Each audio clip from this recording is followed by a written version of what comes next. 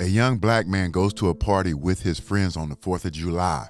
Hours later, he's dead, pulled from the water. The friends say he drowned, accident. Before the body is cold, their social media accounts scrubbed. Their stories changed. Not one person called for an investigation, not one. That's what happened to Nolan Wells. And what's sad, instead of keeping the focus on Nolan, on the victim, people are already using their regular playbook, bringing up things that have nothing to do with him, deflecting, distracting. On social media, you're already hearing people saying stuff like this. Black lives matter. Do black lives really matter? Only matters when a white person takes a black life. What about the black on black crime, the 40% of black on black crime? This only happens when the victim is black. Because when a little white kid gets kidnapped in Florida, something that happens every day in this country, the conversation doesn't start talking about a white man who killed his wife in Indiana. They keep the focus on the victim. Now ask yourself, do you think the focus is on Nolan or making his friends look innocent? You know, the friends that deleted text messages, the ones that scrubbed their social media accounts, the friends who got lawyers before they even called for help or 911, and somehow ended up with his phone.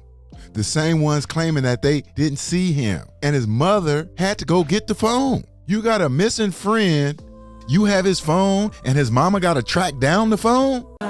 We are grateful, especially to our friend Tashima, who actually was one of the people who helped us that night. She went and picked up his cell phone from where it was and then provided that to us, because we of course contacted authorities to figure out who to do the report with, whether it was the county or the city, which then turned into DMR, who I contacted immediately from there.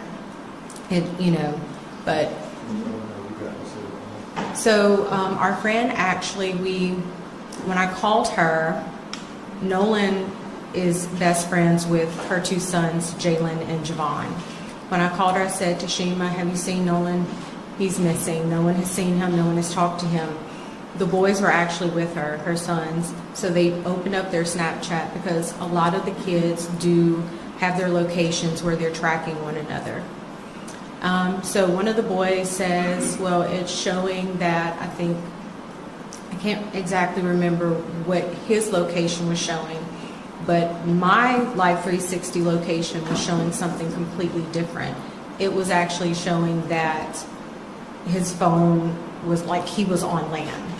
And so we ended up, she received the phone from that parent. You hear that? They had to track down the phone. Now, how many people can hear that, listen to the pain in the mother's voice, and still want to bring up black on black crime stats or their favorite thing, crime on the south side of Chicago?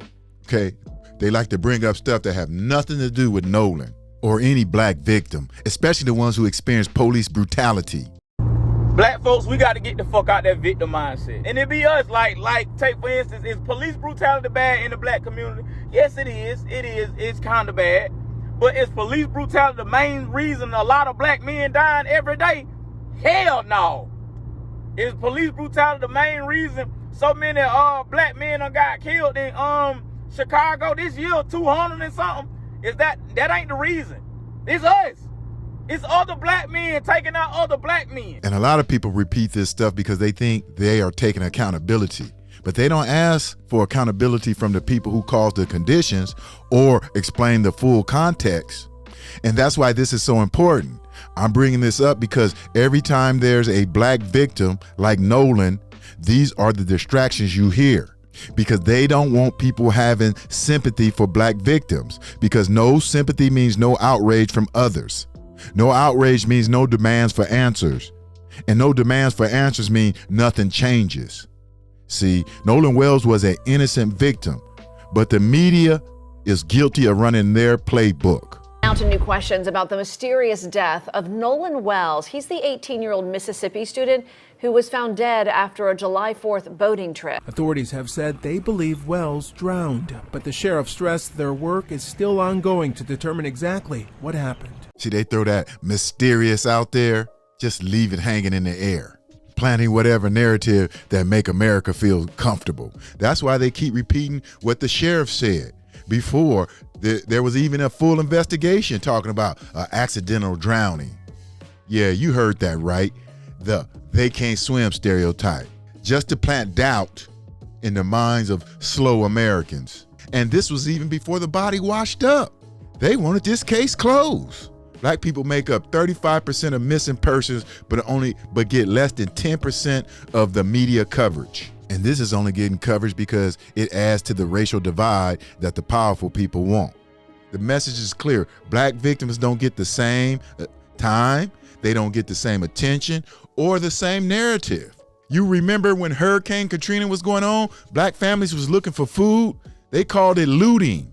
White families was doing the same thing, they called it finding supplies. Same thing, different narrative.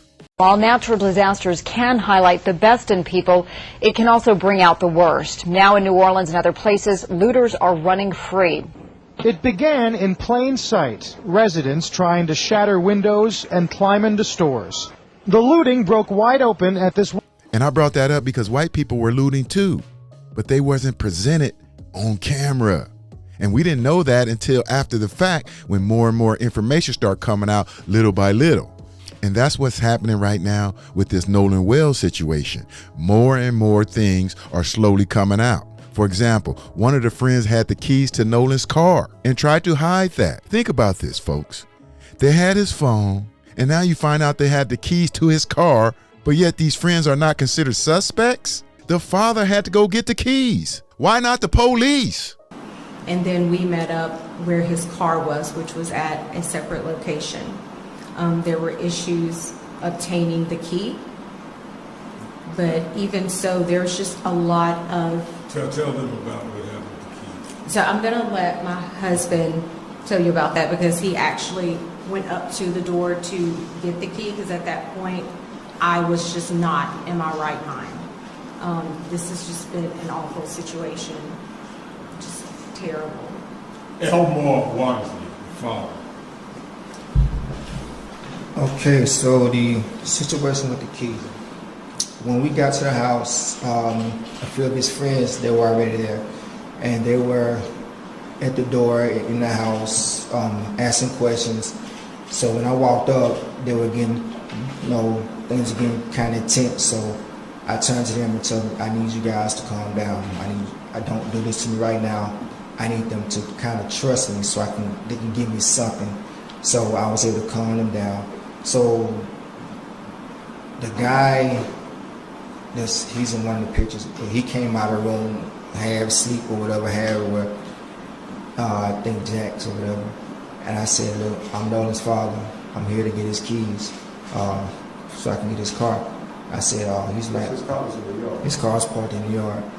So he was like, I don't know, man. Nolan's like my brother. I said, well, if Nolan was like your brother, would you please go in your room and see if you can find my son's keys so I can take his car home? He walks off, 2 or 3 minutes, come back. I can't find the keys. I said, okay. So at that point, I get the boys and I move them out the house, because I didn't want them to go into the house and start tearing up these people's houses, because there'll never be a hole in the situation. So we walk outside by the car. One of the guys that was in the house with us, he was on the phone with a girl, and the girl told him that Nolan's keys were on top of this Jack's guy's Xbox in the house, because apparently she was there with him earlier. So he goes back up to the door by himself, and 5 minutes later, the keys come out. So now I feel like you done lied to me. So now I'm really in distress with you. So wait, you're going to tell your friend's father that Nolan was like a brother to you, but then lie to him about having his keys? Man, that father held it together, because I just don't know what I would have done. My son missing, and you have his car keys, and you don't say a damn word. See, whether you guys want to admit it or not, you see why Al Sharpton and Bill Crump is there? Because if they weren't, we wouldn't be getting this information. Nolan's body wouldn't be going to D.C. for an autopsy, thanks to Colin Kaepernick. We might not even know that the friends erased their communication with Nolan through their Snapchat accounts. So when we made it home, my sister and I actually went through Nolan's cell phone, particularly Snapchat, because that is so popular with the children. And when we opened it up, there was nothing. There were no saved pictures. There were no snaps from that day. And we did open it before the 24-hour expiration. So we found that very concerning, only because anyone who's ever been around Nolan will tell you at social gatherings, he's taking videos, he's taking pictures, he's even come up to me when I'm getting ready to go to bed, hey Mom, come on, take a picture of me. You know, like that was Nolan. So that's why we feel that things may have been deleted, was because of the fact that there was nothing in either one of his accounts. Did you hear that? A dead person can't delete stuff from his phone. Somebody deleted that information. To me, this is enough to question those friends as suspects, because the way this story is unfolding, it doesn't feel like an accident anymore. Never felt like one to me anyway, because now we're dealing with something very different. We're not talking about opinions. We're not talking about theories. We're talking about data tied directly to Nolan being deleted. See, if it wasn't for the racial component to this, the media hates stories like this, because you got a young black man with two parents, seem like a solid kid, and they can't paint him as a YN or use that coded language like thug or gangster or he's a drug addict. They can't do that. So I believe if any other friends ever do get charged with this, they're going to say it was self-defense, because there's a video going around right now that seemed like it's Nolan, where he's arguing with the friends about his phone. And then the fact, Reverend Al, that they have this video of an argument that is going on. And you know, thank God all young people, they have cell phones, and anytime you hear people raising their voice, they start the video. And so you hear on the video, Nolan saying, "Give me my freaking phone. What are you freaking doing?" And that becomes even more relevant when you think about the story that they are presenting, that Nolan chose to stay behind. That's what they're saying. I wonder what was on that phone and why they took the phone. See, the police should be looking into all this, but we all know that's why they always get the benefit of the doubt, while black victims get dehumanized. Because when a black person is harmed, the case is too small to matter.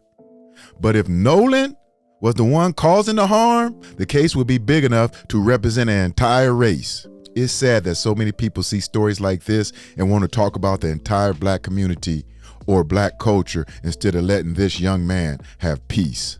Broke it down to its very last compound.